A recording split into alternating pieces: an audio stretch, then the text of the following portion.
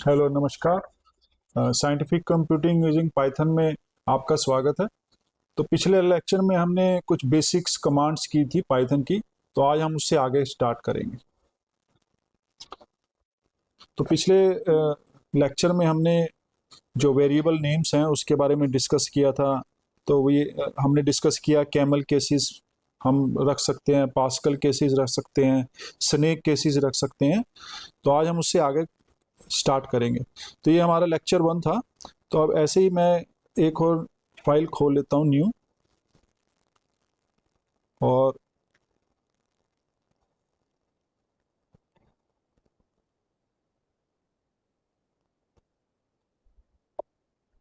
उस फाइल में, तो इस फाइल का जो है नाम, मैं इस फाइल का नाम रख देता हूँ lecture 2। ये रीनेम कर दिया। तो इसमें मैं लिख देता हूँ lecture 2। और यहाँ से मैं मार्क डाउन कर देता हूँ और शिफ्ट एंड एंटर। तो ये हमारा lecture 2 है। तो आज हम थोड़ा उससे आगे करेंगे और देखेंगे कि जो वैल्यूज़ हैं हम वेरिएबल को दे रहे हैं। तो हमने अभी तक एक एक वैल्यूज़ वेरिएबल को दी। तो अब हम क्या करते हैं कि मल्टीपल वेरिएबल्स जो वैल्यूज़ हैं वो वेरिएबल को दे सकते हैं एक ही बार में विद द, उसको हम कहते हैं मल्टीपल वेरिएबल। सो असाइन करेंगे हम उसको वैल्यूज़। और जैसे मैं लेता हूँ, मैंने डिफाइन किया वेरिएबल एक्स, वाई, जेड, ये 3 वेरिएबल डिफाइन किए मैंने। और इसमें मैं स्ट्रिंग ले लेता हूँ। तो मैंने सपोज डिफाइन किया एप्पल, कोमा, उसके बाद मैंने डिफाइन किया बनाना। ठीक है, ये मैं स्ट्रिंग ले रहा हूँ। फिर मैंने एक कॉमा लिया और फिर मैंने लिया पाइन एप्पल ले लिया। चलो, पाइन एप्पल। ठीक है, तो ये मैंने क्या किया, एक एक्स वाई जेड जो वेरिएबल थे उनको असाइन कर दी मैंने वैल्यूज, एप्पल, बनाना, पाइन एप्पल, एक ही कमांड में।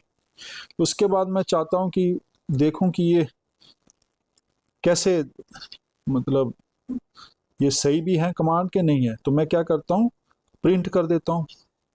ठीक है, तो मैं प्रिंट किया, मैंने एक्स वाई जेड को प्रिंट कर दिया और ये किया।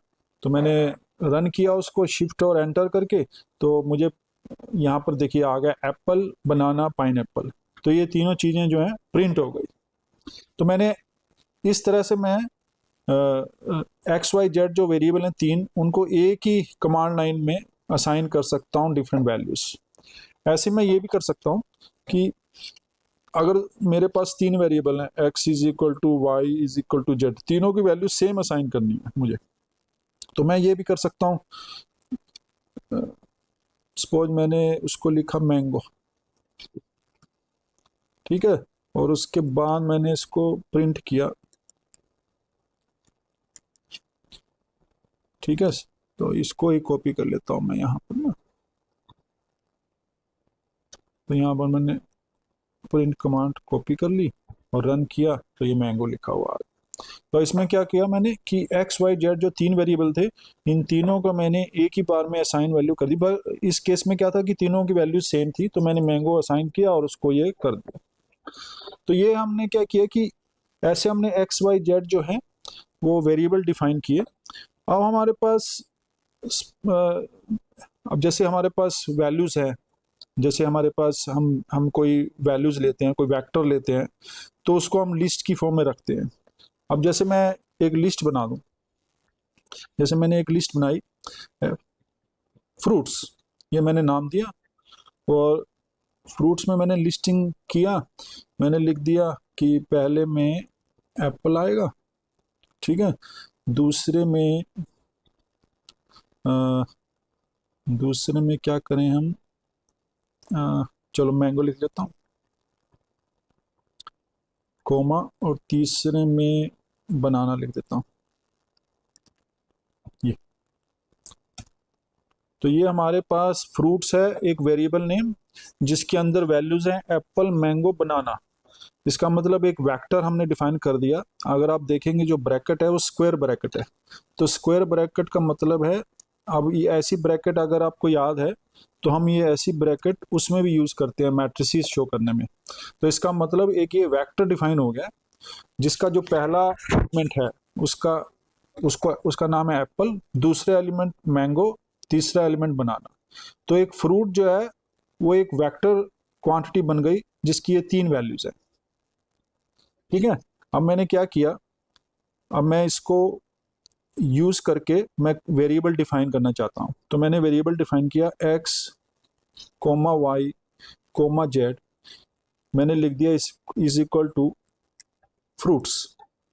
अब देखिए हमारे पास फ्रूट्स कितने हैं, 3, और हमने वेरिएबल कितने डिफाइन करने हैं, एक्स वाई जेड, वही मैंने 3 करने हैं। तो मैंने यहाँ से जो फ्रूट्स हैं एक्स वाई जेड की वैल्यू फ्रूट से मैंने ले लिया। उसके बाद मैंने इसको प्रिंट किया एक्स वाई जेड, और मैंने शिफ्ट और एंटर किया, तो हमारे पास जो वैल्यू आ गई एप्पल मैंगो बनाना आ गया। तो इसका मतलब क्या है कि ऑटोमेटिकली जो हमने वेरिएबल है वो डिफाइन कर दिया अब सीधा लिस्टिंग से। तो इसको, इस प्रोसेस को हम कहते हैं अनपैकिंग। तो अगर मैं सपोज यहाँ पर थर्ड सेल में हूँ और मुझे इससे पहले कुछ लिखना था, तो मैं यहाँ पर जा सकता हूँ। देखिए इंसर्ट ए सेल अबव ए, तो यहाँ पर मैंने क्लिक किया तो यहाँ पर आ गया। तो मैं इसको, इसका वर्ड देता हूँ अनपैक ए कलेक्शन। हमारे पास एक कलेक्शन है, उसको अनपैक करना है। तो ये मैं अपने लिए डिफाइन करता हूँ कि मैं आगे की कमांड मेरी किस बात की है। तो ये अनपैक द कलेक्शन, और ये कोड नहीं है, जस्ट ये मार्क डाउन कर देंगे इसको, और यहाँ पर मैं इसको एंटर कर दूंगा तो यहाँ से पता चल गया कि आगे की कमांड जो है वो अनपैकिंग है कलेक्शन की। तो हमारे पास कलेक्शन थी एप्पल मैंगो बनाना, और उसको हमने अनपैक कर दिया, और वहाँ से वेरिएबल डिफाइन कर दिया हमने एक्स वाई जेड, और वो प्रिंट किया। तो ऐसे हमने कर दिया। ऐसे ही मैं दूसरा ले लेता हूँ कोई वेरिएबल, तो यही वेरिएबल सेम ले लिया मैंने, इसको फ्रूट्स ही ले लिया। ठीक है, बट अब मैंने क्या किया, फ्रूट्स में मैंने एक्स कोमा वाई, ठीक है, इनको लिखा और फ्रूट्स डिफाइन कर दिया, फ्रूट्स। ठीक है, अब मैंने फ्रूट्स को जैसे डिफाइन किया, उसके बाद हमने कंट्रोल भी किया, एंटर किया, देखिए आ गया too many values to unpack. क्योंकि हमारे पास जो वैल्यूज थी वो 3 थी उसके अंदर, बट हमने अगर रीडिफाइन किया मैंने एक्स वाई को, तो मैंने फ्रूट्स लिख दिया, बट उसके अंदर जो वैल्यूज हैं वो 3 है, बट हमने वेरिएबल 2 डिफाइन किए हैं। तो यहाँ पर आ जाएगा too many values to unpack. इसका मतलब इसके अंदर बहुत सारी वैल्यूज हैं जो अनपैक, तो ये जो वैल्यूज है वो कमांड जो वो काम नहीं करेगी और उसमें एरर आ जाएगी। ठीक है, तो जितनी वैल्यूज होती हैं हमारे पास वेक्टर में उतने वेरिएबल हम डिफाइन कर सकते हैं। अगर उससे कम करेंगे तो हमारे पास इस तरह से एरर्स आ जाएंगे। तो हम ये चीजें कर सकते हैं। ठीक है, तो ऐसे ही हम इस वेरिएबल्स को डिफाइन कर सकते हैं with the help of listing. अब थोड़ा आगे चलते हैं। अब मैं डिफाइन करता हूँ, अब जैसे जैसे हमने आउटपुट देखनी है किसी की, तो आउटपुट हम कैसे देख सकते हैं वैल्यूज की, वो हमें पता है कि हमने प्रिंट से आउटपुट देख सकते हैं। तो मैं अब थोड़ा लिखता हूँ आउटपुट वेरिएबल्स, ये मैं डिफाइन करना चाहता हूँ। ठीक है, तो इसको मार्क डाउन किया मैंने और एंटर कर दिया। अब देखिए आउटपुट वेरिएबल्स क्या होते हैं, जो जिसके जरिए आप देख सकते हैं स्क्रीन पे, उसको कहते हैं आउटपुट वेरिएबल्स या आउटपुट। अब जैसे प्रिंट है, तो प्रिंट हमें पता है कि कोई भी चीज़ मैं लिखता हूँ यहाँ पर वो प्रिंट हो जाती है, एप्पल। तो ये हमें ऐसे नहीं पता चलेगा, ये हमने प्रिंट जो है वो आउटपुट वेरिएबल है, एक फंक्शन डिफाइंड है। ठीक है ना, तो जहां पर भी हम इस तरीके से, अब प्रिंट क्या कर रहा है, प्रिंट अगर हम लिखें इसको, तो अभी एक सेकंड में आपको बताता हूं कि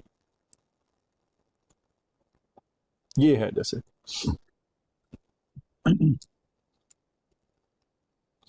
इस तरीके से। अब हमारे पास जो वेरिएबल्स हैं, वेरिएबल्स में हम क्या करते हैं, हम कैसे डिफाइन कर रहे हैं। तो अगर आप देखेंगे तो जैसे हम मैथ में करते थे, तो मैथ में हम फंक्शन डिफाइन करते थे। फंक्शंस क्या होता है? F define from some to some. हम अब हमें मतलब डोमेन और रेंज हमें उसकी नॉलेज सपोज नहीं भी है, हमें कोई कुछ नहीं पता, तो ये कोई सेट है एक्स टू वाई, हमने एक फंक्शन डिफाइन कर देते थे।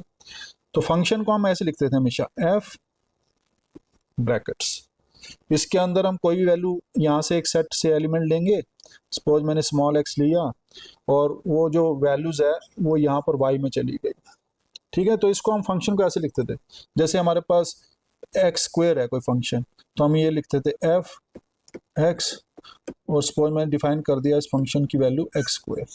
तो कोई भी अगर वैल्यूज यहाँ पर आएगी इस फंक्शन में, उसका स्क्वायर होके विल गेट द आउटपुट, तो ये आउटपुट हमें मिल जाए।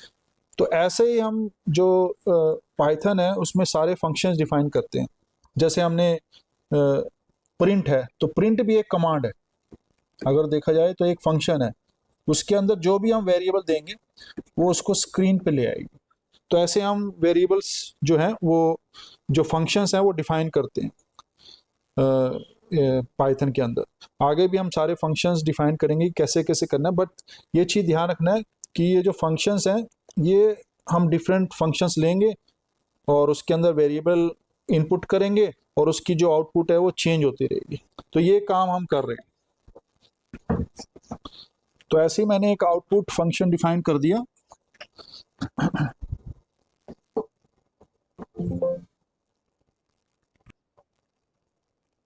अब मैं, ठीक है, तो यहाँ पर हमने प्रिंट किया तो लिखा हुआ एप्पल लिखा हुआ आ गया हमारे पास। तो अब क्या करना है, देखना है कि अब मैंने तो प्रिंट के जरिए हम कुछ भी लिख सकते हैं। जैसे मैंने कोई एक्स नया वेरिएबल डिफाइन कर लिया, पाइथन इज गुड, ये लिखा मैंने, ठीक है, और उसको प्रिंट कर दिया, प्रिंट एक्स। तो हमने क्या किया है कि एक्स की जो वैल्यूज है वो प्रिंट होनी चाहिए, तो ये प्रिंट हो गई। ठीक है, ऐसे मैंने वेरिएबल डिफाइन किया, एक्स इज इक्वल टू मैंने डिफाइन कर दिया माई, ये लिखा मैंने। फिर मैंने एक नया वेरिएबल डिफाइन कर दिया, माई नेम, जेड लिख दिया, ठीक है। इसमें लिख दिया मैंने इज राम, तो मैंने ये डिफाइन कर दिया। और उसके बाद मैं क्या करता हूँ, प्रिंट कर देता हूँ। तो प्रिंट को मैं देखता हूँ एक ही बार में कर सकते हैं क्या। तो मैंने लिखा X comma Y comma some space Z, और मैंने ये लिख दिया। अब मैंने वेरिएबल जो 3 डिफाइन किए थे, मई एक्स जो है उसमें सिर्फ मई स्ट्रिंग है, वाई में नेम है और जेड में इजराम है, और इसको प्रिंट कर दिया मैंने। तो मेरा लिखा हुआ आ गया माई नेम इजराम। तो ये जो है प्रिंट कमांड में हमने क्या किया कि 3 जो वैल्यूज थी, 3 वेरिएबल्स थे जो, वो इकट्ठे हमने इनपुट कर दिए। तो क्या हुआ, प्रिंट ने इन तीनों को इनपुट को लिया और उसके अंदर जो वैल्यूज थी उसको डिस्प्ले कर दिया हमारी स्क्रीन पे। तो ऐसे हमने प्रिंट फंक्शन का यूज किया। ऐसे ही मैं लिख सकता हूँ इसी को, क्योंकि ये तीनों स्ट्रिंग है, तो मैंने सेम ऐसे डिफाइन किया और ऐसे लिखने की कोशिश की, print X plus Y plus Z. ये देखता हूँ क्या होता है, क्योंकि क्या हो रहा है इसमें, एक्स क्या है मई, वाई है नेम। तो इसको मैं अगर सम कर दूं तो सम देखने पे क्या होगा, लेट्स सी कि अब इसका रिजल्ट क्या आएगा। तो ये आ गया माई नेम इज राम, ठीक है ना। बट प्रॉब्लम क्या हुई, एक्स के बाद मैंने वाई लिखा तो मई और नेम इन दोनों के बीच में स्पेसिंग नहीं रही, और वाई प्लस जेड किया तो स्पेसिंग नहीं रही। तो इससे छुटकारा पाने के लिए देखते हैं हम क्या करते हैं। तो मैं क्या करता हूँ, प्रिंट एक्स, ठीक है, plus spacing Y plus spacing Z, ये लिख दिया मैंने। अब क्या प्रॉब्लम हुई, अब फिर ये प्रॉब्लम हो गई कि x plus Y plus Z जो है वो, तो अब इसके लिए हमें क्या करना पड़ेगा, वेरिएबल्स में ही हमें थोड़ा सा चेंजेस करना पड़ेगा। कंट्रोल सी किया मैंने और कंट्रोल वी कर दिया। तो अब क्या करता हूँ, मई जो है ना, इसके आगे थोड़ी स्पेसिंग लगा देता हूँ, नेम के आगे स्पेसिंग लगा देता हूँ। ठीक है, अब मैंने देखो फंक्शन जो वेरिएबल है उसको ही ऐसे डिफाइन कर दिया कि x is my, y is name, z is Ram. अब देखता हूँ क्या होता है। अब प्रिंट मैंने लिखा x plus Y plus Z और एंटर किया तो आ गया। So my name is Ram ये लिखा हुआ आ गया सर। तो ठीक है, तो ऐसे हम वैल्यूज को, जो वैल्यूज हैं प्रिंट हमने किया x comma Y comma Z, या फिर हमने उसको कंकैटिनेशन कर दिया, उनको जोड़ दिया आपस में, तो उसको हम x plus Y plus Z भी लिख सकते हैं। ऐसे ही हमारे पास कमांड सपोज मेरे पास है, अब मैंने लिखा x y, तो मैंने x को डिफाइन किया कुछ स्ट्रिंग ले ली मैंने, नेम। ठीक है, y को डिफाइन किया, उसको मैंने डिफाइन कर दिया 5। अब ये इंटीजर वैल्यू हो गई। अब क्या किया मैंने, इसको प्रिंट किया। प्रिंट में मैं लिखना चाहता हूँ x प्लस वाई, ये चेक करना चाहता हूँ कि अब प्रिंट करेंगे तो क्या आएगा। एंटर किया तो ये आ गया। तो अब प्रॉब्लम क्या है, ये क्या लिखा हुआ है, can only concatenate string not integer to string. ठीक है, इसका मतलब है कि ये सिर्फ दो स्ट्रिंग को ही जोड़ सकता है, ऐसा नहीं कि एक इंटीजर वैल्यू को और एक स्ट्रिंग को जोड़ दे।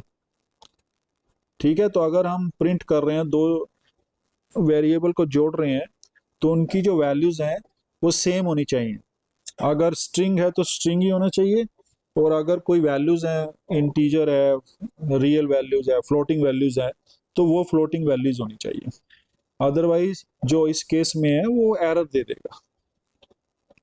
ठीक है, तो इस केस में अब हमारे पास, अगर अब प्रॉब्लम क्या होगी कि मैंने अगर ऐसे वेरिएबल डिफाइन कर दिया है और मुझे इसका प्रिंट करना है, तो कैसे प्रिंट किया जाए। फिर मैं करता हूँ ऐसे, तो प्रिंट लिखूंगा और लिखूंगा x कोमा वाई, तो ये प्रिंट होके आ गया। तो x क्या था, नेम था, और y जो था 5 था, तो यहाँ पर लिखा हुआ आ गया।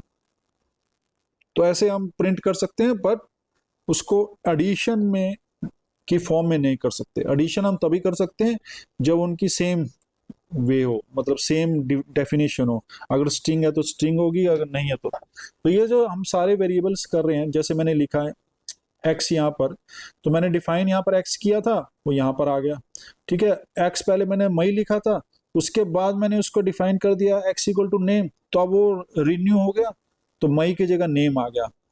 अब उसको मैंने यूज कर लिया। तो ये जो सब वेरिएबल हम यूज कर रहे हैं, इसको हम कहते हैं लोकल वेरिएबल। ठीक है, तो ऐसे ही हम कुछ वेरिएबल हैं उनको ग्लोबल वेरिएबल की फॉर्म में भी डिफाइन कर सकते हैं। तो अब हम लिखेंगे ग्लोबल वेरिएबल।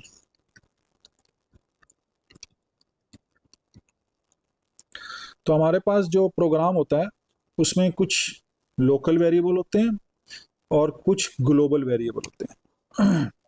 ठीक है, तो लोकल वेरिएबल जैसे होता है कि उस लोकेशन में अगर हम कोई इफ कमांड लें, ठीक है, लूपिंग लें, तो उस लूपिंग में जो वेरिएबल डिफाइन करते हैं दैट, उसको हम कहते हैं लोकल।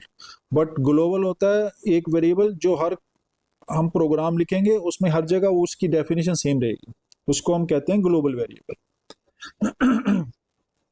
तो ग्लोबल वेरिएबल हम कैसे डिफाइन करेंगे, तो देखते हैं कि मतलब क्या है ग्लोबल वेरिएबल का। जैसे मैंने एक्स को लिखा, एक्स मैंने लिखा ब्यूटीफुल, ये मैंने डिफाइन कर दिया एक स्ट्रिंग। ठीक है, उसके बाद मैंने एक फंक्शन डिफाइन किया। तो फंक्शन को कैसे डिफाइन करते हैं, डी एफ।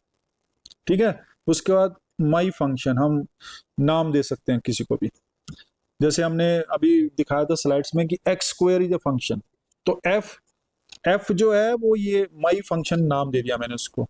उसके बाद उसके अंदर हम कोई वैल्यूज डिफाइन करते हैं। ठीक है ना, तो हमने इस फंक्शन को डिफाइन कर दिया, उसका नाम दे दिया मैंने माई फंक। ठीक है, और ब्रैकेट्स लगा दी।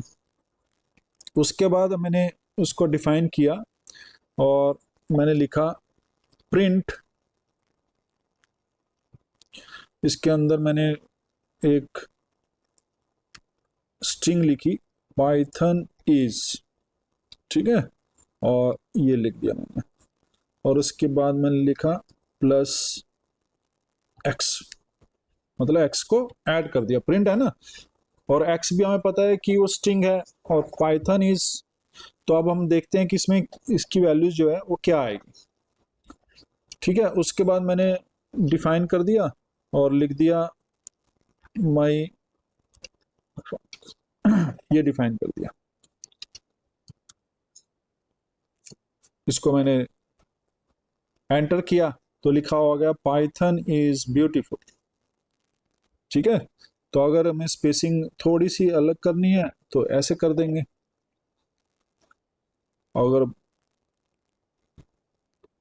ये, ठीक है, तो पाइथन इज ब्यूटीफुल, तो ये लिखा हुआ आ गया। इसका मतलब क्या हुआ कि x जो था वो एक वेरिएबल था, ठीक है, जिसकी वैल्यू हमने यहाँ डिफाइन कर दी। उसके बाद हम इस फंक्शन के अंदर गए और इस फंक्शन के अंदर वो वैल्यू चेंज नहीं हुई, उसी वैल्यू को हमने यहाँ प्रिंट किया, तो ये यहाँ पर प्रिंट होके पूरा पाइथन इज ब्यूटीफुल आ गया। तो इसका मतलब ये एक ग्लोबल वेरिएबल की तरह काम किया इसने यहाँ पर, ठीक है ना। तो अगर हमने कोई फंक्शन के बाहर आउटसाइड अगर हमने उसको डिफाइन किया है तो हमने उस फंक्शन के अंदर उसकी वैल्यू को यूज किया है, ठीक है। अगर मैं ऐसा करता हूँ, सपोज अब मैंने ये लिखा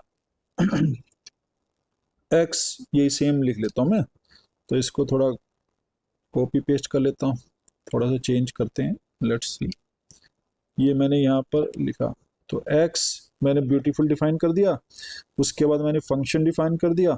अब मैंने यहाँ पर एक और चीज डिफाइन कर देता हूँ, X is equal two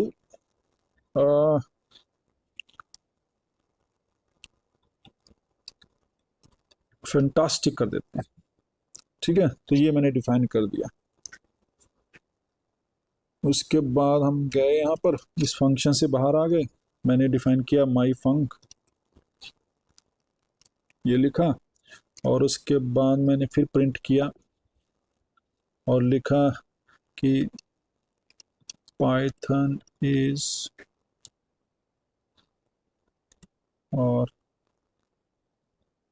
plus x, ये डिफाइन कर दिया। अब देखिए एक्स में गए हम, यहाँ पर हमने डिफाइन किया था ब्यूटीफुल, फिर हमने फंक्शन के अंदर चले गए, वहां पर मैंने फिर एक्स की वैल्यू चेंज कर दी, उसको फंटास्टिक लिख दिया और फिर प्रिंट किया। उसके बाद फंक्शन से बाहर आए और उसके बाद मैंने फिर प्रिंट कर दिया पाइथन इज दिस। तो अब देखते हैं कि इसके अंदर लिखने के बाद क्या होता है, तो ये लिखा हुआ आ गया, ठीक है। तो ये लिखा हुआ, इसका मतलब क्या हुआ, अगर जो फंक्शन के अंदर प्रिंट था उस प्रिंट में लिखा पाइथन इज फैंटास्टिक यहाँ पर, इसका मतलब क्या है कि जो वेरिएबल हमने फंक्शन के अंदर डिफाइन किया था उसको उसने प्रिंट किया, और उसके बाद अगर हम फंक्शन के बाहर गए और हमने फिर प्रिंट किया तो लिखा हुआ है पाइथन इज ब्यूटीफुल। इसका मतलब जो ये था एक्स फैंटास्टिक था, ये हमारा, मैं यहाँ पर कमेंट लिख देता हूँ, तो यहाँ पर जो एक्स है इज ए लोकल वेरिएबल, ये लोकल वेरिएबल है, ठीक है ना। तो ये लोकल वेरिएबल इसी फंक्शन के अंदर ही डिफाइन हुआ और वहीं पर यूज हो रहा है। जैसे ही मैं बाहर गया तो ये जो आउटसाइड था वो डिफाइन हो गया, तो इसको हम कह सकते हैं कि ये जो है ये ग्लोबल वेरिएबल है। तो हमने क्या किया कि एक्स के अंदर हमारे पास लोकल वेरिएबल आ गया, तो लोकल वेरिएबल का मतलब हुआ कि ये सिर्फ लोकली ही इस फंक्शन के अंदर यूज हो रहा है, इसके बाहर यूज नहीं हो रहा है, ठीक है। तो इसको हम कहेंगे लोकल वेरिएबल। ऐसे ही मैं कोई दूसरा फंक्शन डिफाइन कर देता हूँ, जैसे हम अब ये फंक्शन के अंदर एक ग्लोबल वेरिएबल डिफाइन करना चाहते हैं, देखते हैं कि भैया उससे क्या होता है। अगर मैं उसके अंदर डिफाइन करना चाहूँ तो मैं क्या करता हूँ, यहाँ पर लिखता हूँ, डिफाइन करता हूँ, पहले तो फंक्शन डिफाइन करता हूँ, ठीक है, माई, हम डिफरेंट डिफरेंट फंक्शन डिफाइन करेंगे। ठीक है, तो उसके बाद हमने डिफाइन किया, मैंने डिफाइन किया ग्लोबल, तो मैंने डिफाइन कर दिया ग्लोबल एक्स। ठीक है, और एक्स को लिख दिया मैंने गुड, ये लिख दिया मैंने। ओके, इसके बाद हमने बाहर आ गए इससे, तो माई ये लिख दिया मैंने। अब देखते हैं क्या होता है। उसके बाद मैंने प्रिंट किया और प्रिंट में लिख दिया पाइथन इज दिस वन। सो यहाँ पर हमने क्या किया कि फंक्शन डिफाइन किया हमने, उसके अंदर हमने एक वेरिएबल डिफाइन किया ग्लोबल के नाम से। अब देखते हैं कि क्या होता है। अनएक्सपेक्टेड, अच्छा यहाँ, तो ये आ गया लिखा हुआ और ये आ गया। तो अब देखिए, हमने एक्स वेरिएबल जो था उसको डिफाइन किया था फंक्शन के अंदर, पर हमने उसको डेफिनेशन दे दी थी ग्लोबल वेरिएबल की। उसके बाद अगर हम उसके बाहर भी आ गए फंक्शन के और हमने प्रिंट भी किया तो वो लिखा हुआ आ गया गुड। तो इसका मतलब क्या है, ये ग्लोबल वेरिएबल है। तो यहाँ पर हम लिख सकते हैं X is a global variable. तो ग्लोबल वेरिएबल जो होगा जिसकी वैल्यूज चेंज नहीं होगी और पूरे प्रोग्राम में कहीं भी लिख दोगे उसको, उसकी वैल्यू चेंज नहीं होगी, उसको हम कहते हैं ग्लोबल वेरिएबल। ठीक है, अब जैसे हमने यही किया, एक और कर लेते हैं। अगर मैं यहाँ पर डिफाइन करता हूँ, इसको कॉपी करता हूँ मैं, कंट्रोल सी कंट्रोल वी, तो मैंने एक्स को डिफाइन कर दिया ब्यूटीफुल। ठीक है, उसके बाद हम फंक्शन में गए, तो फंक्शन में जाके मैंने डिफाइन कर दिया यहाँ पर ग्लोबल एक्स, ये लिख दिया मैंने, और एक्स को लिख दिया मैंने फैंटास्टिक। ठीक है, और प्रिंट कर दिया। अब देखते हैं कि इसको अगर हम रन करेंगे तो क्या आएगा। ये लिखा हुआ है एक्स इज ब्यूटीफुल, वो कहीं पर भी प्रिंट नहीं हुआ। ठीक है, क्यों? क्योंकि यहां पर ये था, अगर मैं इससे पहले लिख दूं तब हो जाएगा प्रिंट, प्रिंट एक्स, यहां पर मैंने लिख दिया। पहले मैंने डिफाइन किया एक्स को ब्यूटीफुल, उसके बाद सपोज मैंने प्रिंट कर दिया, बट उसके बाद जैसे ही हम फंक्शन में गए मैंने एक्स को एक ग्लोबल वेरिएबल डिफाइन कर दिया और उसकी वैल्यूज जो थी वो चेंज करके मैंने फैंटास्टिक लिख दिया उसमें, और उसके बाद मैंने उसको प्रिंट किया यहाँ पर। तो इस वैल्यूज को डिफाइन करने के बाद देखते हैं क्या हो रहा है, तो ये लिखा हुआ आ गया। तो इसका मतलब क्या था कि जैसे ही हमने उसको ग्लोबल वेरिएबल डिफाइन किया, उसके बाद अगर हम कहीं भी यूज कर लें इसको, वो हमेशा ही ग्लोबल वेरिएबल की जो वैल्यूज है उसको शो करेगा, और ग्लोबल वेरिएबल की जो वैल्यूज है यहाँ पर वो फैंटास्टिक है तो फैंटास्टिक को ही यूज करेगा। ठीक है, तो इस टाइप की जो वेरिएबल्स हैं, अगर आपने एक बार डिफाइन कर दिया उसको ग्लोबल, तो वो हमेशा ही वहां पर यूज करेगा। तो ये हमारे एक आउटपुट जो था वो इस तरीके से हम आउटपुट कर सकते हैं, और ग्लोबल वेरिएबल्स को डिफाइन कर सकते हैं, लोकल वेरिएबल को डिफाइन कर सकते हैं। अब हमारे पास अगला जो हम करते हैं, तो अब करते हैं डेटा टाइप।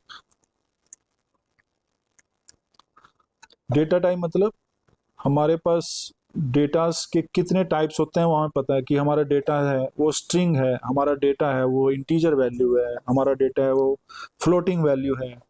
ठीक है, हमारा डेटा जो है करैक्टर है एक। तो हम कैसे डिफरेंट टाइप के डेटास को डिफाइन करेंगे, वो आती हैं डेटा टाइप की फॉर्म में। अब जैसे हमारे पास एक्स की वैल्यू मैंने 10 ले ली, ठीक है, और इसको प्रिंट कर दिया, ये तो आ गया 10। अब हमें पता नहीं है कि ये किस टाइप की वैल्यू है। अब मैंने एक्स को ऐसे लिखा, वाई को मैंने लिखा ये कोमास के अंदर, और हमें पता है कि जो कोमास होते हैं इन्वर्टेड कोमास, उसके अंदर अगर हम लिखें तो वो स्ट्रिंग की फॉर्म बन जाती है। पर अब देखते हैं क्या लिखा आएगा, प्रिंट वाई, वो भी 10 लिखा हुआ है। अब हमने एक्स को भी 10 लिखा है और वाई को भी 10 वैल्यू आई है, जो 10 वैल्यू आई है। पर हमें पता कैसे चलेगा कि 10 वैल्यू, क्योंकि हमारे लिए तो सेम है। तो अब हम क्या करेंगे, इनकी टाइप निकालेंगे। ठीक है, तो हम करते हैं प्रिंट टाइप। अब हमारे पास एक प्रिंट फंक्शन था, ऐसी एक टाइप फंक्शन है। टाइप फंक्शन नाम उसका टाइप है, उसके अंदर कोई भी वैल्यू देंगे उसकी वो टाइप आउटपुट कर देगा। जैसे हमारे पास फंक्शन था X square, F X equal to X square, तो हमने वहां पर एक्स दिया तो एक्स स्क्वायर बाहर आ गया, ठीक है। उसके अंदर 4 वैल्यू डालेंगे तो 16 आ जाएगा। ऐसे ही हमारे पास एक टाइप फंक्शन है, तो टाइप में कोई भी हम वेरिएबल डालेंगे उसकी वो बता देगा कि वो किस टाइप का फंक्शन है। तो जैसे मैंने प्रिंट किया, टाइप किया, एक्स कर दिया, ठीक है, यहां पर डिफाइन कर दिया। ऐसे ही मैंने प्रिंट किया टाइप वाई, ये कर दिया, इसको एंटर किया तो ये आ गया। अब देखिए पहले में आया क्लास इंटीजर, तो पहले में जो एक्स की वैल्यू थी वो इंटीजर वैल्यू थी 10। दूसरे में आया ये स्ट्रिंग है, क्यों? क्योंकि हमने y को इस टाइप से डिफाइन किया था इन्वर्टेड कोमास में, तो इन्वर्टेड कोमास से डिफाइन किया तो ये इसको एज ए करेक्टर लेगा और वो स्ट्रिंग की फॉर्म में आ जाएगा। तो ये हमें शो करेगा कि जो हमारा वेरिएबल है वो किस टाइप का है, अगर हमें पता ना हो। ठीक है। ऐसे ही हम हमारे पास कोई नया वेरिएबल आ गया, जेड इज इक्वल टू 2.3, ये लिख देता हूं मैं, ठीक है, और उसके बाद प्रिंट कर देता हूं, प्रिंट जेड, तो ये आ गया। अब हमारे पास हमें पता नहीं है इसका, तो मैं इसका टाइप भी लिख देता हूं जेड, तो ये आ गया फ्लोट। तो इसका मतलब क्या है, ये फ्लोटिंग पॉइंट नंबर है, फ्रैक्शन में है ये 2.3, ठीक है ना। तो डेसिमल्स में जो भी आएगा उसको हम फ्लोटिंग पॉइंट कहते हैं, तो ये फ्लोटिंग पॉइंट आ गया, फ्लोटिंग नंबर आ गया। ऐसे मैं डिफाइन कर देता हूँ एक्स को, नया वेरिएबल लेता हूँ एक्स और डिफाइन कर देता हूँ गुड, ऐसे लिख दिया हमने, ठीक है। उसको मैं प्रिंट करता हूँ एक्स, ये मैंने प्रिंट कर दिया, कोमा, यहाँ लिख देता हूँ type x, sorry x, x है, नया वेरिएबल डिफाइन कर दिया ना। ये करके देखते हैं क्या होता है। तो ये लिखा हुआ आ गया, एक्स एक्स क्या है, गुड है, और उसकी जो क्लास है वो क्या है, स्ट्रिंग। तो मैंने एक ही प्रिंट में दोनों वैल्यूज को प्रिंट कर दिया जो हमने पीछे भी किया था, तो ये स्ट्रिंग आ गई। ऐसे ही हमारे पास सपोज मैं लेता हूँ Z is equal to 2+3j लिख देता हूँ। अब हमें पता है कि Z is equal to 2+3j का क्या मतलब होगा, हमने कॉम्प्लेक्स नंबर पढ़े हुए हैं। तो कॉम्प्लेक्स नंबर में हम लिखते हैं आई, आयोटा, बट आई की फॉर्म में नहीं लिखना है, इसमें हमें जे की फॉर्म में लिखना है। तो ये आ गया, ठीक है। इसको मैंने प्रिंट किया जेड और टाइप बता दी इसकी मैंने, तो लिखा हुआ आ गया कि वैल्यूज जो है वो 2+3j है, और जो क्लास है इसकी वो है कॉम्प्लेक्स। तो इसका मतलब जो जेड है वो कॉम्प्लेक्स की फॉर्म में है, ठीक है। तो ये हमें यहाँ से टाइप से पता चल जाएगा कि किस टाइप की फॉर्म है ये। ऐसे ही हम लिस्ट डिफाइन कर सकते हैं, लिस्ट जैसे मैंने पहले बताया आपको, ठीक है ना। तो लिस्ट में हमने अब जैसे वेरिएबल डिफाइन करे, ऐसे हमने लिस्ट डिफाइन कर दी। तो लिस्ट में मैंने नाम रखा सपोज नेम, ठीक है, और लिखा मैंने टाइम, एक और वैल्यू दे देता हूँ, कुछ वैल्यू दे देते हैं एज, ऐसी कुछ दे देते, ठीक है। तो उसको मैंने डिफाइन कर दिया। So name, time and age, ये मैंने एक लिस्टिंग डिफाइन कर दी। उसको बाद मैं क्या करता हूँ, प्रिंट कर देता हूँ इसकी टाइप, किसकी, लिस्ट की, इसका नाम मैंने लिख दिया लिस्ट, इसकी टाइप डिफाइन कर देता हूँ, ओके। और देखते हैं क्या होता है, स्ट्रिंग इंटीग्रल लिस्ट, यहाँ पर आया वैल्यू नेम कोमा एज, अच्छा यहाँ पर हमने इन्वर्टेड कोमाज नहीं लगाया था, तो ये मिस्टेक हो गई। तो ये फिर हमने क्लिक किया और देखो आ गया। तो इसका मतलब आ गया जो क्लास थी वो लिस्ट है, हमने नाम भी इसका यही रखा है। तो ऐसा नहीं कि लिस्ट ही रखना नाम, इसको ऐसे भी लिख सकते हैं माई लिस्ट, ठीक है। तो मैंने इसको नाम दे दिया माई लिस्ट। अब मैंने डिफाइन किया इसको, तो आगे लिखा हुआ। अब मैं लिखता हूं यहाँ पर प्रिंट माई लिस्ट, मैंने एक लिस्ट डिफाइन की, उसको प्रिंट कर दो तो ये लिखा हुआ है नेम टाइम एज। तो ये लिस्टिंग तभी है जब हमारे पास बहुत सारी वेरिएबल्स हैं, उसको हमने एज ए एक ही उसमें वेरिएबल में डिफाइन करना है।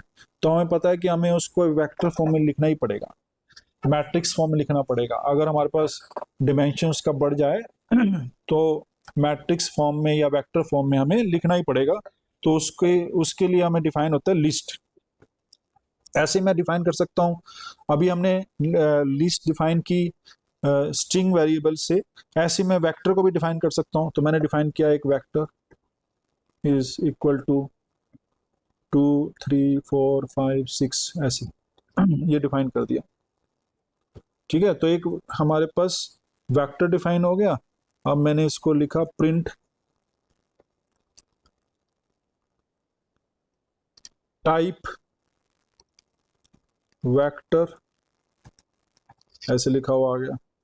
और प्रिंट वेक्टर, ये लिखा हुआ आ गया। एंटर किया, ये लिखा आ गया। तो अब इसमें हमने क्या किया डिफाइन कि वेक्टर जो था वो क्या है, लिस्ट है। ठीक है ना, लिस्ट की वैल्यू है। तो ये लिस्टिंग है, और उसकी जो प्रिंट किया तो उसके अंदर वैल्यूज हैं 2 3 4 5 6 है, ये इसकी वैल्यूज आ गई। तो ऐसे हम वैल्यूज डिफाइन कर सकते हैं। ठीक है, तो ये हमारे पास वेक्टर आ गया। ऐसे ही हमारे पास एक लिस्टिंग थी, तो हम ऐसे ही डिफाइन कर सकते हैं वेक्टर्स को। अब मैं कोई वेक्टर ले लूं। अब देखते हैं कि ये, अगर मैं कोई दूसरा वेक्टर लेता हूं, अब जरूरी नहीं है कि वो ये नंबर ही लेने हैं, मैं ऐसे भी डिफाइन कर सकता हूं। अब जैसे मैंने वहां वेक्टर डिफाइन किया स्क्वायर ब्रैकेट से, तो आप देखते हैं कि ये स्क्वायर ब्रैकेट अगर हम ना लिखें और मैं ये लिख दूं 2 3 4, ऐसे लिख दिया मैंने स्क्वायर ब्रैकेट नहीं लिखी। ठीक है ना, स्क्वायर ब्रैकेट यहाँ पर हमने स्क्वायर ब्रैकेट ली थी, यहाँ पर हमने स्क्वायर ब्रैकेट नहीं ली। तो देखते हैं क्या होता है, स्क्वायर ब्रैकेट नहीं ली। एक और वेरिएबल वेक्टर डिफाइन करता हूँ, वेक्ट 1 कर देता हूँ। इसके अंदर भी मैंने स्क्वायर ब्रैकेट ना लेके तो इसके अंदर मैं डिफाइन कर देता हूँ, क्या करें, साइंटिफिक कंप्यूटिंग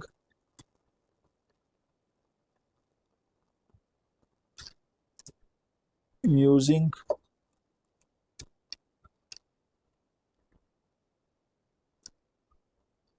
पाइथन, ऐसे लिख दिया मैंने। ठीक है, ये डिफाइन कर दिया। थोड़ा स्पेसिंग भी दे देते हैं,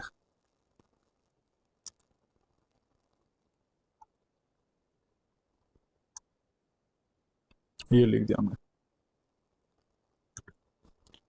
तो मैंने वेक्टर एक डिफाइन किया, वेक्ट, उसमें वैल्यू दी 2 3 4, एक वेक्टर डिफाइन कर दिया हमने। अब देखते हैं कि इसको लिखते हैं तो इसकी टाइप देखते हैं कि इसका टाइप क्या है। तो मैं लिखता हूं प्रिंट टाइप वेक्ट, ये लिख दिया मैंने। ऐसे ही दूसरा देखते हैं, प्रिंट टाइप वेक्ट 1, ये डिफाइन कर दिया। एंटर किया, अब लिखा हुआ आ गया टपल। इसमें क्लास डिफाइन हुई और उस क्लास का नाम आ गया टपल। पहले आ रहा था हमारा लीस्ट। तो इसका मतलब क्या है, लीस्ट हमने तब लिखना है, तब आएगा जब हम स्क्वायर ब्रैकेट लिखेंगे, और अदरवाइज हम सिंपल ब्रैकेट्स लिखेंगे तो इसमें आएगा लिखा हुआ टप्पल। तो टप्पल का मतलब हमें पता ही है कि टप्पल क्या होता है। तो टप्पल जो होता है एक बेसिकली एक सेट होता है, is an ordered sequence of numbers of anything. अब जैसे ऑर्डर में है ना 2 3 4, तो इसकी हमने ऑर्डरिंग कर दी, तो इसका नाम आ गया टप्पल। ऐसे ही हमने ऑर्डरिंग में लिख दिया साइंटिफिक कंप्यूटिंग यूजिंग पाइथन। तो एक नंबर्स को या एक स्ट्रिंग को किसी ऑर्डर में लगा दो तो उसको हम कह देते हैं टप्पल। ठीक है, तो अभी इसको जो टप्पल्स हैं उसकी वैल्यूज तो हमें प्रिंट भी कर सकते हैं। प्रिंट वेक्ट, तो आगे लिखा हुआ।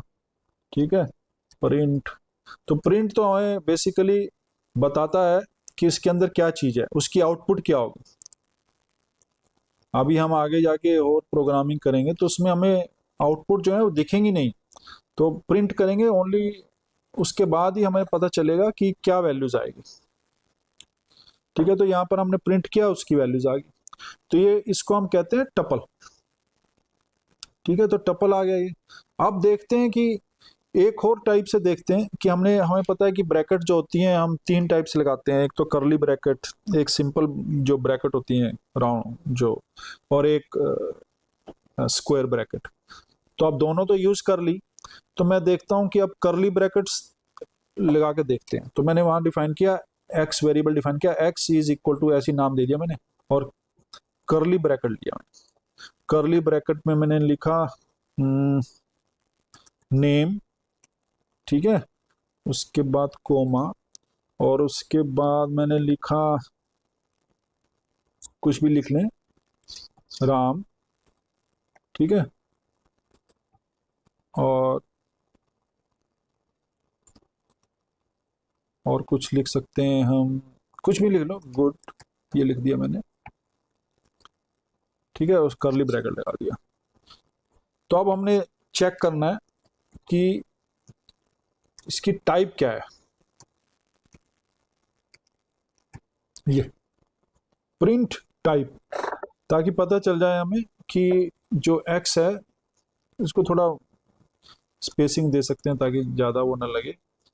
और प्रिंट कर दिया हमने टाइप को, तो अब देखते हैं, अब एक्स जो है नेम गुड, ठीक है, अरे यहाँ पर वो फिर भूल गए हम, पूरा कॉमर्स नहीं लगाया, ये हो गया, ये लिखा हुआ आ गया। तो अब ये क्या हुआ, एक्स जो है वो लिखा हुआ आ गया सेट, तो इसका मतलब ये सेट बन गया अब, ठीक है ना। तो ये सेट जो है, अब देखो पहले लिस्ट था, फिर टपल बन गया, अब ये सेट बन गया। तो सेट क्या होता है, उसमें भी ऑर्डर्ड वैल्यूज होती हैं, ठीक है ना। तो उसमें हमने वैल्यूज डिफाइन कर दी, नेम, राम, गुड, तो ये हमारे पास वैल्यूज आ गई सेट। अब इसको अब हमने सपोज एक और वैल्यूज दे दी, वाई डिफाइन करता हूँ, वाई मैंने डिफाइन किया एक, उसके अंदर मैंने, चलो यही ले लेते हैं, सेम ही ले लेते हैं, कंट्रोल सी, तो सेम वैल्यूज डिफाइन कर दी। बस ये है कि मैंने यहाँ पर क्या किया, सेमी कोलन्स लगा दिया, और थोड़ा सा चेंज कर देता हूँ, नेम लिखा मैंने, सेमी कॉलन, उसके बाद मैंने डिफाइन कर दिया दिस राम, फिर कॉमा लगाया, ठीक है, उसके बाद मैंने डिफाइन कर दिया एज, फिर सेमी कॉलन लगाया, कॉलन लगाया, और एज लिख दी 35, ठीक है। कुछ भी नाम लिख सकते हैं, राकेश लिख सकते हैं, तो मैंने नाम लिया राकेश, एज मैंने डिफाइन की कॉलन लगा के 35, ठीक है। अब मैं इसको, और मैंने लिखा इसको करली ब्रैकेट में, ये करली ब्रैकेट में इसका मतलब ये सेट है।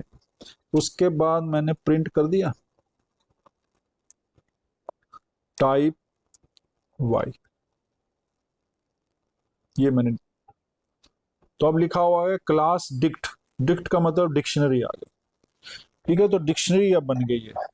तो डिक्शनरी में हमने डिफाइन किया नेम, और नेम है राकेश, और एज है 35, ठीक है, तो हमने ये डिक्शनरी को डिफाइन कर दिया, प्रिंट, अब वाई देखता हूँ क्या आता है प्रिंट करके, तो लिखा हुआ आ गया कि नेम जो है राकेश है और उसकी एज जो है 35 है।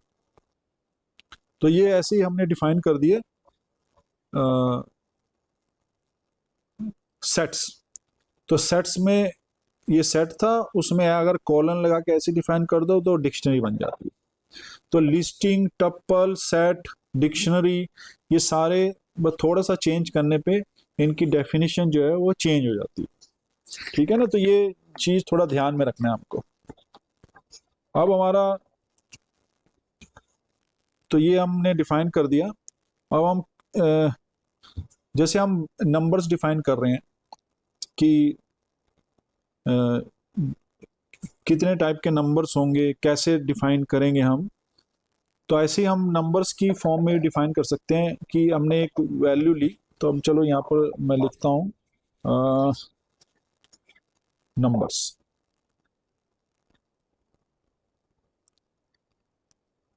पाइथन नंबर सिस्टम, और इसको मैं लिखा मैंने और मार्क डाउन किया और डिफाइन कर दिया। अब देखिए इसको हम कैसे डिफाइन करते हैं। हमें पता है कि नंबर्स को हमने, अब जैसे मैंने लिखा कोई x इज इक्वल टू 2.345, 2.345 ही आ गया, और मैं सपोज इसको प्रिंट करता हूँ और इसकी टाइप लिखता हूँ, ठीक है, तो ये लिखा हुआ आएगा फ्लोट। तो फ्लोट का मतलब ये जो नंबर है वो फ्लोटिंग पॉइंट है। ऊपर हम x लिख रहे हैं, बहुत बार हमने बहुत सारे x डिफाइन कर दिए हैं। कहीं पर हमने x को इंटीजर लिखा, कहीं पर हमने x को एक स्ट्रिंग लिखा, पर जो अपडेटेड वैल्यूज होती हैं उसको ही शो करता है ये। तो x हमारा एक वेरिएबल हमने डिफाइन कर दिया कंप्यूटर में, जिसकी जो वैल्यूज हैं हम चेंज करते रह रहे हैं। कभी हम उसको स्ट्रिंग लिख रहे हैं, कभी हम उसको नंबर लिख रहे हैं, ठीक है। तो हम ऐसे ही अब हम डिफाइन करते हैं कि नंबर्स को हम कैसे डिफाइन कर सकते हैं पाइथन में, ठीक है। तो मैंने, हमारे पास एक वैल्यूज है इंट। अब जैसे मैंने x लिखा और मैं डिफाइन एक फंक्शन डिफाइन करता हूँ इंट। इंट एक फंक्शन डिफाइन हो गया, उसके अंदर जो भी वैल्यू आएगी वो उसको उसकी इंटीजर वैल्यू दे देगा। तो जैसे मैंने लिखा यहाँ पर 3, ठीक है, और मैंने कर दिया प्रिंट x, तो ये मैंने लिख दिया, और साथ में मैं इसको टाइप भी इसकी लिख देता हूँ कि x की जो टाइप क्या है। एंटर किया, मैंने लिखा हुआ आ गया 3, और इसकी जो वैल्यूज है, जो टाइपिंग है, मतलब किस टाइप का वेरिएबल है वो x, वो इंटीजर वेरिएबल है, वो इंटीजर फॉर्म में है, ठीक है। तो उसकी जो वैल्यू है वो एक इंटीजर वैल्यू है। तो x जो है वो 3 हो गया हमारे पास, और इसकी वैल्यू आ गई। अब यही चीज मैं दोबारा से लिखूंगा, अगर x इज 2.3 लिख दूं और प्रिंट करूं, चलो मैं ये तो पहले लिख चुका है, इंट लिखता हूं, ठीक है। इंट में गया मैं और मैंने ये लिख दिया, और उसके बाद मैंने प्रिंट कर दिया। तो प्रिंट को लिखा मैंने x, और उसकी टाइप भी लिख दी, ये आ गया। तो अब देखो लिखा हुआ क्या आ गया, x की वैल्यू क्या आई, वो सिर्फ 2 आ गया, 2.3 नहीं था, 2 आ गया। क्यों? क्योंकि हमने उसको इंटीजर डिफाइन कर दिया, और इंटीजर वैल्यू जो इसकी इंटीजर वैल्यू है कितनी है, 2 है, ठीक है ना। तो उसकी इंटीजर वैल्यू उसने 2 दे दी और डिफाइन कर दिया क्लास इंट। ऐसे में अगर कोई नया वेरिएबल डिफाइन करता हूँ y इज इक्वल टू, अब मैं डिफाइन कर दिया फ्लोट कर दिया सपोज f, तो इसका मतलब एक फंक्शन डिफाइन कर दिया और उसकी वैल्यू मैं 2.3 ले रहा हूँ, या 2.3 की जगह 2.45 से ऐसे कुछ ले लिया मैंने, ठीक है ना, डेसिमल में, और मैंने प्रिंट कर दिया उसको। तो प्रिंट क्या करेगा y, और उसकी टाइप भी पूछ लिया मैंने कि भैया मुझे टाइप भी बताओ इसकी क्या है। तो ये लिखा हुआ आ गया, वैल्यूज आ गई 2.3456 और फ्लोट आ गया वैल्यू। बट अगर मुझे यही चीज दोबारा से लिखनी पड़े, या मैं कॉपी पेस्ट करता हूं और इसकी वैल्यू मैं लिखता हूं 2, तो 2 हमें पता है कि ये एक इंटीजर है, इसमें कोई फ्रैक्शन नहीं है, कोई डेसिमल नहीं है, बट मैंने क्या कर दिया, उसको फ्लोट डिफाइन कर दिया। तो जैसे मैंने फ्लोट डिफाइन किया, एंटर किया, तो इसकी वैल्यू आएगी 2.0। तो ऑटोमेटिकली जो है ना, उसने जीरो को एज ए डेसिमल बना दिया, तो 2.0 आ गया, और उसकी जो टाइप है वो तो फ्लोटिंग है, वो हमें पता ही है, ठीक है। तो हम जो भी फंक्शन हम डिफाइन करेंगे इंटीजर फंक्शन है, फ्लोट फंक्शन है, ऐसी मैं कोई नया वेरिएबल डिफाइन करता हूँ, x is equal to string ले लेता हूँ str, तो ये एक फंक्शन, नया फंक्शन डिफाइन किया मैंने, उसको मैंने लिख दिया स्ट्रिंग ऐसे। y एक नया फंक्शन डिफाइन किया, उसको मैंने लिख दिया स्ट्रिंग और उसमें लिख दिया पाइथन। ठीक है, z मैंने डिफाइन किया स्ट्रिंग और उसमें डिफाइन कर दिया 2.3, ये लिख दिया मैंने। ओके, तो अब क्या किया मैंने, तीनों वेरिएबल को एक स्ट्रिंग डिफाइन कर दिया, मैंने इनको प्रिंट करा दिया, x comma Y comma Z यहां लिख दिया। फिर मैंने लिख दिया प्रिंट टाइप x,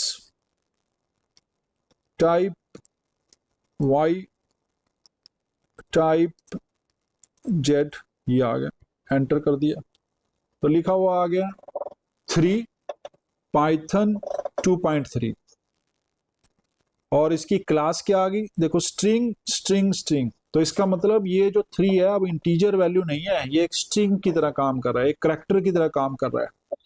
पाइथन तो है ही करैक्टर, अब 2.3 जो है वो भी एक स्ट्रिंग की तरह काम कर रही है। अब ये जो अल्टीमेटली जो हमारे पास ये था, अब वो ये नहीं बचा, अब हमारे पास 2.3 जो है वो एक वो डिफाइन हो गई है वैल्यू, एक स्ट्रिंग डिफाइन हो गई है। ठीक है ना, तो हमारे पास इस टाइप के हमने जो डेटाज हैं हम डिफाइन कर सकते हैं, इंटीजर वैल्यू क्या है, फ्लोटिंग वैल्यू क्या है, क्या चीज स्ट्रिंग वैल्यू क्या है, इंटीजर वैल्यू क्या है, वो हम कंप्यूटर में जब हम प्रोग्राम करेंगे तो हम डिफाइन कर सकते हैं वेरिएबल्स को। ठीक है, तो ऐसे ही हमने डिफाइन कर दिया, अब हमारे पास ये सब चीजें होगी, तो अब देखते हैं कि फंक्शन को कैसे डिफाइन करना है। पाइथन में इनबिल्ट फंक्शन क्या है, तो पहले हम पाइथन के फंक्शंस देखते हैं। पाइथन फंक्शंस,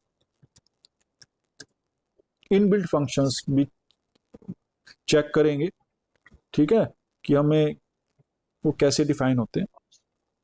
तो अभी तो हम इनबिल्ट फंक्शन करेंगे डिफाइन। अब हमारे पास कोई फंक्शन है, जैसे आपने देखा होगा कि जो वेल डिफाइंड हो, तो हमारे पास जैसे फंक्शन होता है एब्सोल्यूट वैल्यू, ठीक है ना, तो एबीएस ये एक फंक्शन है। अब फंक्शन को इनपुट तो देना ही पड़ेगा कुछ ना कुछ, तो हमने सपोज -2 इनपुट दे दी। अब एब्सोल्यूट जो है वो एक फंक्शन डिफाइन कर दिया, जैसे मैथ में हमने डिफाइन कर दिया मोड एक्स करते हैं ना, तो मोड एक्स जो है एक फंक्शन, नया फंक्शन डिफाइन हो गया हमारे पास। तो मोड एक्स का मतलब क्या है, यहां पर लिख भी देता हूं मैं, जैसे इसका मतलब है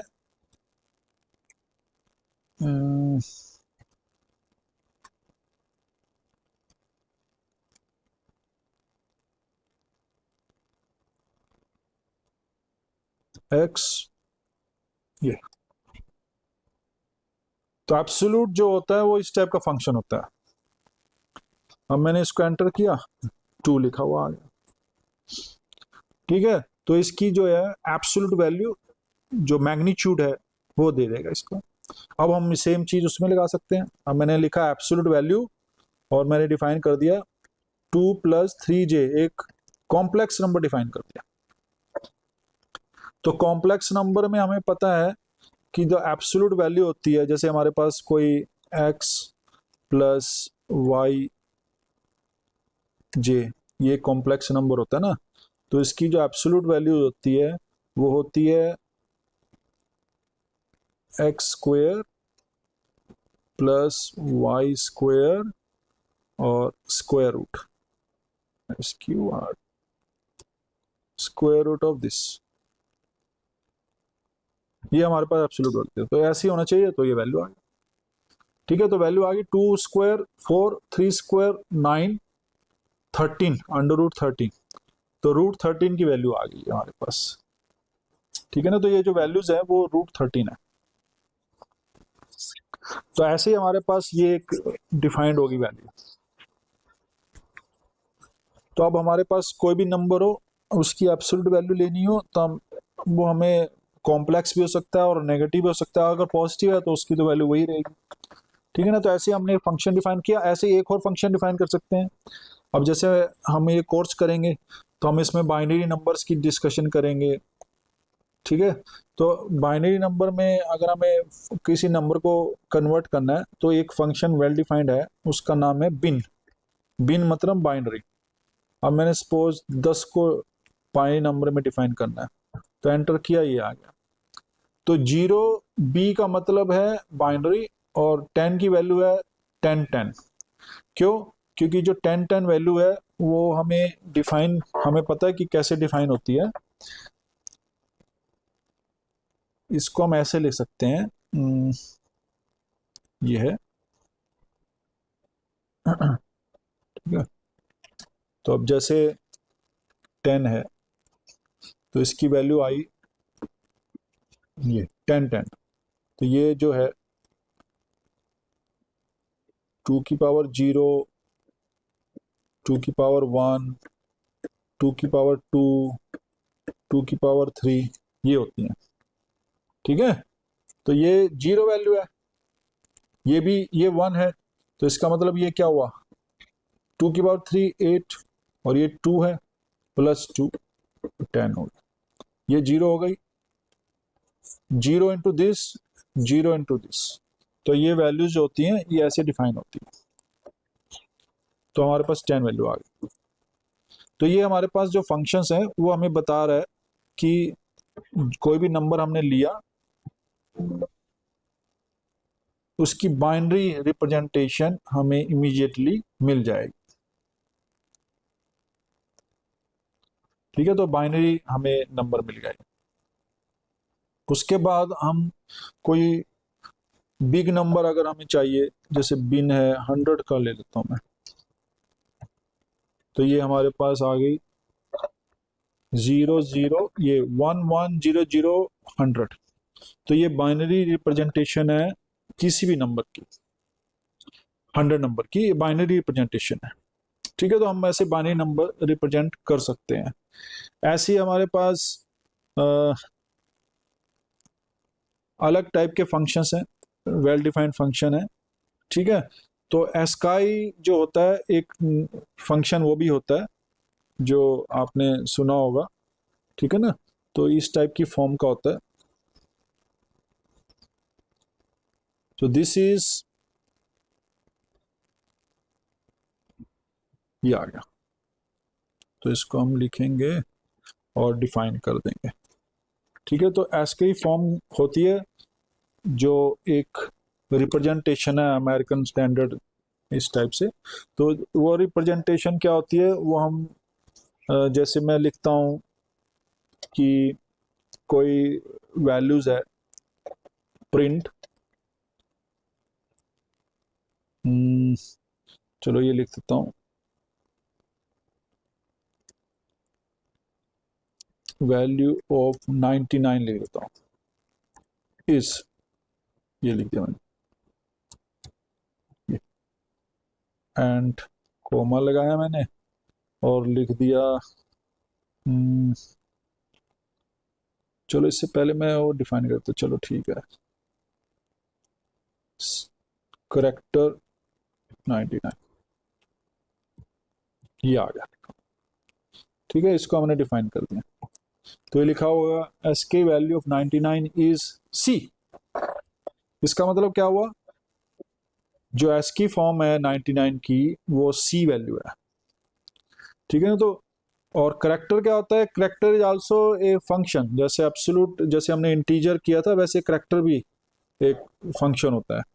जैसे इंटीजर था, स्ट्रिंग था, फ्लोट था, तो ऐसे एक character.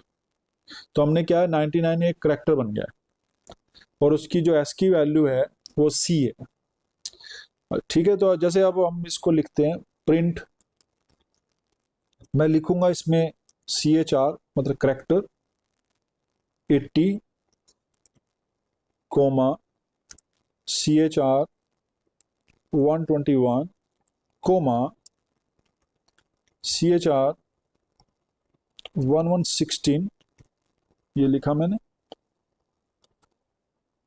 CHR 104 CHR 111 comma CHR 110 ये लिख दिया मैंने। ठीक है, इसको प्रिंट करते हैं, देखते क्या आता है।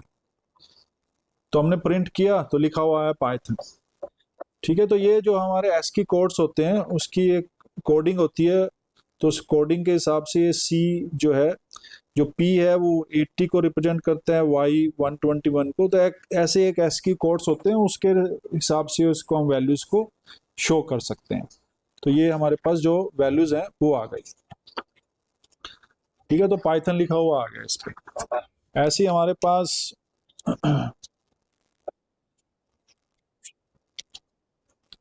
तो ये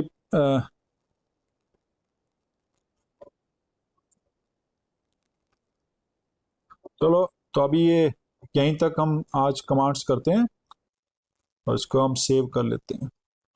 ठीक है, तो ये सारी जो कमांड्स हैं वो आज हमने किया। और तो ये कमांड्स आप इसको ध्यान में रखिए, क्योंकि आगे हम इसको प्रोग्रामिंग करेंगे, साइंटिफिक कंप्यूटिंग यूज़ करेंगे ना, तो ये सारी जो कमांड्स होगी वहाँ पर यूज़ होंगी। तो मुझे आशा है कि ये जो लेक्चर था जो आपके लिए मतलब बहुत बेनिफिशियल होगा, और इसी कमांड्स को यूज़ करके हम आगे का प्रोग्राम्स करेंगे। तो और इस साइंटिफिक कंप्यूटिंग यूजिंग पाइथन के लेक्चर के लिए धन्यवाद। नमस्कार।